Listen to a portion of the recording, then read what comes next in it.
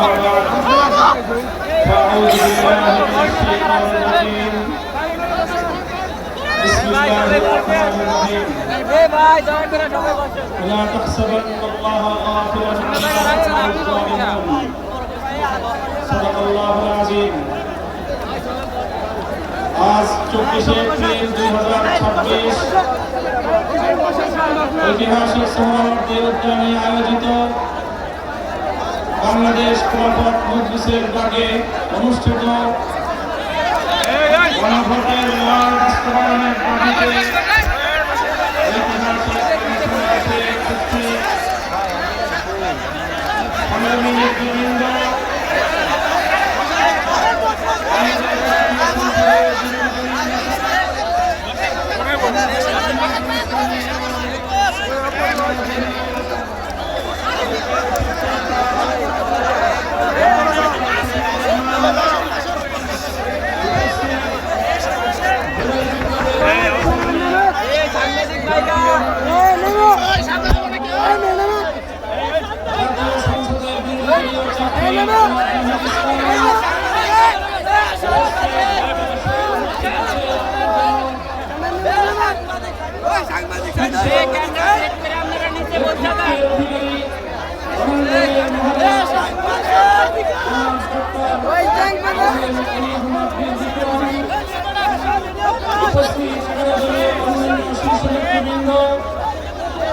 বাংলাদেশ খেলাফত মজলিসের নায়েব আমির যুগ্ম মহাসচিব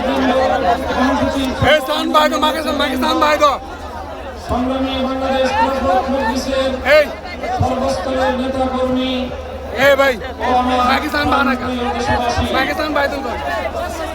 আজকে ত্রয়োদশ জাতীয় সংসদ নির্বাচন এবং বাংলাদেশের চতুর্থবারের মতো সংগঠিত গণভোট অনুষ্ঠানের 3 মাসের মাথায় ঢাকার প্রাণ কেন্দ্রে আমাদেরকে গণভোটের রায় বাস্তবায়নের দাবি নিয়ে সমাবেশ করতে হচ্ছে। আমি মনে করি এটি বর্তমান ক্ষমতাসীন সরকারের জন্য লজ্জা এবং পরিতাপের বিষয়, তাদের জন্য এটি কলঙ্কজনক অধ্যায়। সংগ্রামী সাথী ও বন্ধুগণ, জুলাই বিপ্লব পরবর্তী এই বাংলাদেশের মাটিতে দাঁড়িয়ে আজকে আমি স্মরণ করছি বাংলাদেশের সেই সকল অকুতোভয় বীর সেনানীদেরকে যারা এই স্বাধীন সার্বভৌম জাতিসত্তার ভিত্তিতে একটি বাংলাদেশ গঠন করার জন্য যুগে যুগে রক্ত দিয়েছে। সেই ব্রিটিশ বিরোধী আন্দোলনে 1831 সালের বালাকোট, 1857 সালের সিপাহী বিদ্রোহ, সামরিক রণাঙ্গন থেকে শুরু করে 1947 সাল পর্যন্ত রক্ত দিয়ে জীবন দিয়ে ভারতীয় আধিপত্যবাদ থেকে এই পূর্ববঙ্গ নামক বাংলাদেশের একটি স্বাধীন মুসলিম জাতিসত্তা গঠনের জন্য সংগ্রাম করেছিল। বিংশ শতকের গোড়ার দিকে 1905 সাল থেকে বঙ্গভঙ্গ থেকে কলকাতা এবং দিল্লির আধিপত্যকে যারা মানতে অস্বীকৃতি জানিয়ে রক্ত দিয়েছে, জীবন দিয়েছে, 1921 সালে এই বাংলাদেশের মানুষের শিক্ষা দীক্ষা সহ সার্বিক উন্নয়নের লক্ষ্যে যেই ঢাকা বিশ্ববিদ্যালয় প্রতিষ্ঠার পিছনে যারা অবদান রেখেছে, এরপরে 1947-এ একটি নতুন রাষ্ট্র পাওয়ার পর 24 বছর পর্যন্ত যারা জুলুম এবং বৈষম্যের বিরুদ্ধে লড়াই করেছে, সর্বশেষ 1971 সালে মহান মুক্তিযুদ্ধের মধ্য দিয়ে বাংলাদেশকে একটি বৈষম্যহীন স্বাধীন রাষ্ট্রের গড়াপত্তন করার জন্য তারা একটি পরিবেশ তৈরি করে দিয়েছে। এরপরে 1971 সাল থেকে 1990 সাল 90-এর গণ অভ্যুত্থান সহ ধারাবাহিকভাবে বাংলাদেশের ন্যায়, ইনসাফ এবং জনগণের অধিকার প্রতিষ্ঠার সংগ্রামে অনেক রক্ত এবং ত্যাগ স্বীকার হয়েছে। বিগত ফ্যাসিবাদী স্বৈরাচারী শেখ হাসিনার আমলে 2009 সালের পিলখানা ট্র্যাজেডি, 2013 সালের শাপলা চত্বরের নবী প্রেমিকদের অকাতরে রক্তদান, 2013 সালে আল্লামা দেলোয়ার হোসেন সাঈদী রহমাতুল্লাহি আলাইহির বিরুদ্ধে একটি কল্পিত রায়ের মাধ্যমে কোরআন প্রেমিক তাওহীদি জনতার উপর যে আক্রমণ করা হয়েছে, পাখির মতো গুলি করে প্রায় শতাধিক কোরআন প্রেমী তাওহীদি জনতাকে হত্যা করা হয়েছে। এই সকল বীর শহীদান 2021 সালে মোদী বিরোধী আন্দোলনে হেফাজতে ইসলামের নেতাকর্মীদেরকে হত্যা করা হয়েছে। 2024 সালের জুলাই বিপ্লবে 1,500 বাংলার তামাম সন্তানদেরকে গুলি করে পরিকল্পিতভাবে হত্যা করা হয়েছে। সাগর পাড়ি দিয়ে 36 জুলাই 5 আগস্ট 24 সালে বাংলাদেশ নতুন ভাবে মুক্তি এবং স্বাধীনতা লাভ করেছে। জুলাই বিপ্লবীরা ঘোষণা করেছিল আগামীর বাংলাদেশ গঠিত হবে 1947 সাল, 71 সাল এবং 2024-এর ঐতিহাসিক বিজয়ের উপর ভিত্তি করে। তাই আজ যারা মনে করেন কেন আজকে বাংলাদেশের আলেম সমাজ, কেন আজকে বাংলাদেশের ইসলামপন্থীরা, কেন আজকে বাংলাদেশ খেলাফত মজলিস জুলাই বিপ্লবের পক্ষে এভাবে মাথায় কাপড়ের কাপড় বেঁধে রাজপথে নামতে চায়, যাদের মনে দ্বিধা সংশয় রয়েছে, আমি তাদেরকে বলতে চাই আমরা জুলাই বিপ্লবের আকাঙ্ক্ষা জন্যই বাস্তবায়ন করতে চাই। কারণ জুলাই বিপ্লব 1905 সালের বঙ্গভঙ্গকে ধারণ করে, জুলাই বিপ্লব 1921 সালের ঢাকা বিশ্ববিদ্যালয় প্রতিষ্ঠার ঐতিহাসিক প্রেক্ষাপটকে ধারণ করে, জুলাই বিপ্লব 1947 সালের বাংলাদেশের স্বাধীন জাতিসত্তা গঠনের অভিপ্রায়কে ধারণ করে, জুলাই বিপ্লব 71-এর মুক্তিযুদ্ধকে ধারণ করে, জুলাই বিপ্লব 2013 সালের শাপলার চেতনাকে ধারণ করে,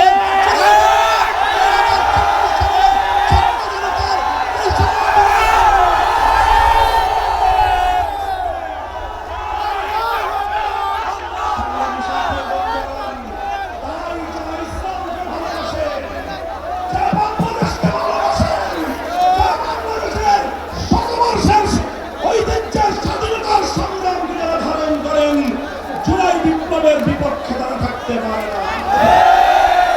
তাই আজ আমি ক্ষমতাসীন বিএনপিকে বলতে চাই আপনারা ঐতিহ্যের 50 বছরের রাজনীতিকে বিশ্বাসঘাতকতা করবেন না। শহীদ জিয়াউর রহমান, বেগম খালেদা জিয়ার আদর্শের সঙ্গে গাদ্দারি করে বিএনপি লিখতে পারবে না। বাংলাদেশী জাতীয়তাবাদ এবং বাংলাদেশের স্বাধীন জাতিসত্তার যে আকাঙ্ক্ষাকে যদি বৃদ্ধন করে দেন, দেখান আপনাদের অস্তিত্ব বিলীন হয়ে যাবে। সংগ্রামী সাথী ও বন্ধুগণ, তাই আজ আমি স্পষ্ট ভাষায় বলতে চাই বিগত 12 ফেব্রুয়ারি গণভোটের মাধ্যমে বাংলাদেশের মানুষ নিরঙ্কুশভাবে সংবিধান সংস্কার করার যে ম্যান্ডেট প্রদান করেছে, সেই ম্যান্ডেটের বিরুদ্ধে যদি বিএনপি অবস্থান গ্রহণ করে, আমরা স্পষ্ট ভাষায় বিএনপিকে লাল কার্ড দেখাবো। আমি বিএনপি নেতৃবৃন্দকে বলতে চাই, আমাদের একজন সহকর্মী আপনাদের নেতার বিরুদ্ধে একটা কঠোর শব্দ প্রয়োগ করেছিল, আপনারা মাফ করেছেন। তাই আমি ব্যক্তিগতভাবে কাউকে কোন কটু শব্দ উচ্চারণ করতে চাই না। তবে একটা কথা বলতে চাই, যেই 12 ফেব্রুয়ারি নির্বাচনের জন্ম হয়েছে, আপনারা যে 12 ফেব্রুয়ারির গর্ভে জন্ম নিয়েছেন, সেই জন্ম নেওয়ার পরে এখন 12 ফেব্রুয়ারিকে অস্বীকার করছেন, অর্থাৎ জন্ম নেওয়া অস্বীকার করছেন। এর বেশি আর কিছু বললাম না। যদি আমাদেরকে বলতে বাধ্য করেন, আমরা এরপরে আর কোনো ব্যক্তির ব্যক্তিগত সম্মানের দিকে তাকিয়ে আমরা আমাদের মুখ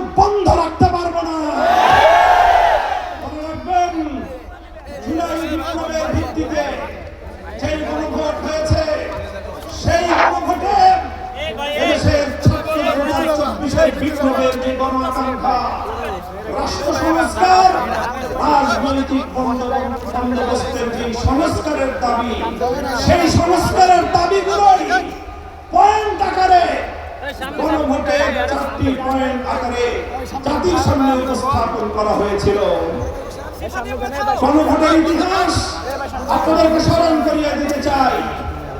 বাংলাদেশে ইতিপূর্বে আরো 3টি গণভোট হয়েছে। আজ 2026 সালে 4র্থ গণভোট হয়েছে। ইতিপূর্বে 3টি গণভোটের রায়ের সঙ্গে কেউ গাদ্দারি করে নাই। শুধু বাংলাদেশ নয়, বিশ্ব ইতিহাসে যতগুলো রাষ্ট্রে গণভোট এবং রেফারেন্ডাম হয়েছে, আজ অবধি কোন গণভোট এবং রেফারেন্ডামের সঙ্গে কেউ গাদ্দারি করে নাই। বিএনপি যদি আজ এই গণভোটের সঙ্গে গাদ্দারি করে, বাংলাদেশ নয়, বিশ্ব ইতিহাসের ভারতবর্ষ হিসেবে চিহ্নিত হবে। আমরা পরিষ্কার ভাষায় বলতে চাই, গণভোটের ন্যায় কার্যকর করার জন্য সংবিধান সংস্কার পরিষদ গঠনের যে ম্যান্ডেট বাংলাদেশের জনগণ দিয়েছে, সেই সংবিধান সংস্কার পরিষদ বাস্তবায়নের মাধ্যমে সংবিধান সংস্কার করে জুলাই বিপ্লবকে সংবিধানে ধারণ করতে হবে। আমরা মাননীয় প্রধানমন্ত্রী, তিনি দেশের মানুষকে এখন বলে বেড়াচ্ছেন জুলাই সনদকে অক্ষরে অক্ষর বাস্তবায়ন করবেন। এটি আপনার একটি প্রতারণামূলক কথা। আপনারা জুলাই সনদ নয়, বরং আপনাদের নোট অফ ডিসেন্ট আপনারা বাস্তবায়ন করতে চান। আপনারা বিসমিল্লাহির রহমানির রহিম সংবিধানে আল্লাহর উপর অবিচল আস্থা এবং বিশ্বাস, রাষ্ট্র ধর্ম ইসলাম, এগুলোকে সংবিধানের মূল নীতি হিসেবে স্থায়ীভাবে জায়গা দিতে চান না। আপনারা এমন ভাবে এগুলোকে সংবিধানে রাখতে চান যে কোনো মুহূর্তে আবার খায়রুল হকদের মতো কোন বিচারপতি কলমের খোঁচা দিয়ে এগুলোকে সংবিধান থেকে মুছে ফেলতে পারে। তাই আমরা সংশোধনীর মাধ্যমে নয়, সংস্কারের মাধ্যমে জাতীয় সংবিধানে স্থায়ীভাবে জুলাই সনদের স্পিরিট বাস্তবায়নের দাবি করতে চাই। আমরা পরিষ্কার ভাষায় বলি, আজ বাংলাদেশের ক্ষমতাসীন মহল বিভিন্ন ক্ষেত্রে ব্যর্থতার যেই মহা প্রদর্শনী করে চলেছে, কূটনৈতিক ব্যর্থতা আজকে তাদের দিবালোকের ন্যায় পরিষ্কার। বাংলাদেশের বর্তমান সরকারের কূটনৈতিক ব্যর্থতার কারণে আজকে একটি দেশ থেকে আধিপত্যবাদী দেশ, যা বাংলাদেশের মানুষের অধিকারকে 15 বছর পর্যন্ত তাদের পায়ের নিচে পিষ্ট করেছে, সেই আধিপত্যবাদী দেশ বাংলাদেশে একজন কূটনীতিক নিয়োগ করেছেন। বিশ্ব ইতিহাসের সকল কূটনৈতিক সভ্যতা এবং ভদ্রতার স্বাধীনতাকে রেওয়াজকে উপেক্ষা করে তাদের একজন দলীয় এজেন্ডা বাস্তবায়নকারীকে বাংলাদেশে সেই বিজেপির দলীয় এজেন্ডা বাস্তবায়ন করার জন্য কূটনৈতিক হিসেবে বাংলাদেশে নিয়োগ দিয়েছে। অথচ বাংলাদেশ সরকার এটার কোন প্রতিবাদ জানায় নাই। আমরা পরিষ্কার ভাষায় বলতে চাই, আমরা ভারত রাষ্ট্র এবং তার জনগণের সঙ্গে বাংলাদেশ সমতার ভিত্তিতে কূটনৈতিক সম্পর্ক স্থাপন করতে চায়। বাংলাদেশকে বিজেপির কোন দলীয় ফরমে পরিণত করতে দেবে না। বাংলাদেশের বর্তমান সরকারের কূটনৈতিক ব্যর্থতার কারণে হরমুজ প্রণালীতে বাংলাদেশের বন্ধুপ্রতিম দেশ ইরান বাংলাদেশের সঙ্গে বন্ধুত্বের হাত বাড়িয়ে দেয়, কিন্তু বাংলাদেশ চরমভাবে কূটনৈতিক ব্যর্থতার পরিচয় দিয়ে এখনো পর্যন্ত হরমুজ প্রণালী থেকে একটি জাহাজ অবমুক্ত করতে পারেনি। যদি আপনারা না পারেন, ব্যর্থতার দায় স্বীকার করে আমাদেরকে দায়িত্ব প্রদান করেন। হরমুজ প্রণালী থেকে বাংলাদেশের তেলবাহী জাহাজ মুক্ত করে বাংলাদেশের জ্বালানি সংকট নিরসনের ভূমিকা পালন করতে প্রস্তুত রয়েছে। আপনারা কি করবেন, কি করছেন? বাংলাদেশ ব্যাংকের গভর্নরের দখল করেছেন। বাংলাদেশের গোটা ব্যাংক সেক্টরকে দুর্বৃত্তদের হাতে তুলে দিয়েছেন। এভাবে ব্যাংক সেক্টর থেকে আবার দুর্বৃত্ত সহিংসতার পায়তারা করছেন। আপনারা দুর্নীতি দমন কমিশন থেকে বিচার বিভাগ পর্যন্ত রাষ্ট্রীয় প্রতিটি প্রতিষ্ঠানকে দলীয়করণ করার পায়তারা করছেন। আমাদের আখেরি পয়গাম, বাংলাদেশ ইনশাআল্লাহ কোনদিন সেই একদলীয় বাকশাল তন্ত্র অথবা বিএনপি তন্ত্রের যুগে ফিরে যাবে না। বাংলাদেশের শহীদ প্রেসিডেন্ট জিয়াউর রহমান যেভাবে বহুদলীয় ব্যবস্থা বাস্তবায়ন করেছে, সেই ব্যবস্থার রাজনীতি যদি করতে পারে বিএনপি থাকবে, অন্যথায় বিএনপি তার অস্তিত্বের সংকটে পড়বে।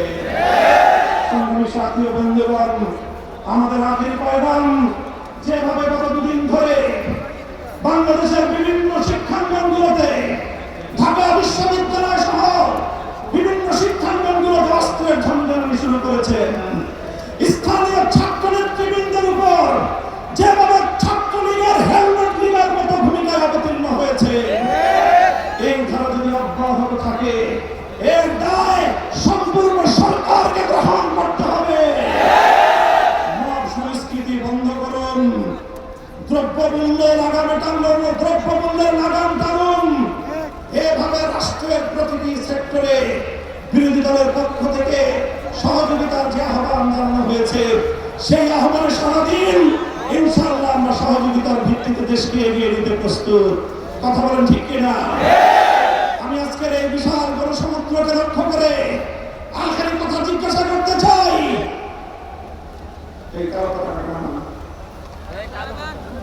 আমি আপনাদেরকে বলতে চাই, আজ গণভোটের রায় বাস্তবায়নের জন্য বাংলাদেশ খেলাফত মজলিস যে ডাক দিয়েছে, এটি আমাদের সর্বশেষ কর্মসূচি নয়।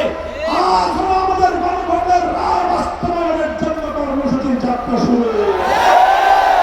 এই কর্মসূচি নিয়ে আমরা বাংলাদেশের প্রতিটি প্রান্তে প্রান্তে ছড়িয়ে যাব।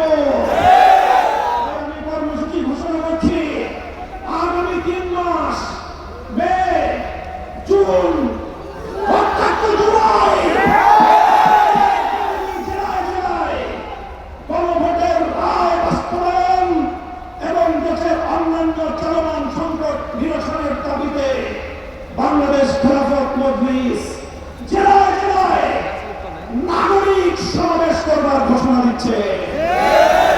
প্রতিটি জেলায় নাগরিক সমাবেশ বাস্তবায়নের পর 2026 সালের 36শে জুলাই, 5ই আগস্ট ঐতিহাসিক ঢাকায় বাংলাদেশ খেলাফত মজলিসের ডাকে গণমিছিল অনুষ্ঠিত হবে ইনশাআল্লাহ। কর্মসূচিগুলো আপনারা বাস্তবায়ন করবেন তো ইনশাআল্লাহ? আমরা আমাদের আবার আখেরি পয়গাম নিয়ে যেতে চাই। এই গণভোটের রায়ের সঙ্গে যদি বিশ্বাসঘাতকতা করা হয়, জনগণের অধিকারকে যদি রাষ্ট্রীয় ক্ষমতার চাকা করে পিষ্ট করার চেষ্টা করা হয়, আবার জুলাই হবে, আবার সংগ্রাম হবে ইনশাআল্লাহ। রাসূলুল্লাহ রাব্বুল কারীম ওয়া আখিরু দাওয়ানা আলহামদুলিল্লাহি রাব্বিল আলামিন। সুবহানাল্লাহি ওয়া বিহামদিহি, আশহাদু আন লা ইলাহা ইল্লা আনতা, আস্তাগফিরুকা ওয়া আতুবু ইলাইক। সুবহান রাব্বিকা রাব্বিল ইজ্জাতি আম্মা ইয়াসিফুন ওয়া সালামুন আলাল মুরসালিন, আলহামদুলিল্লাহি রাব্বিল আলামিন। সংগ্রামিত অভিযোগতা, আমরা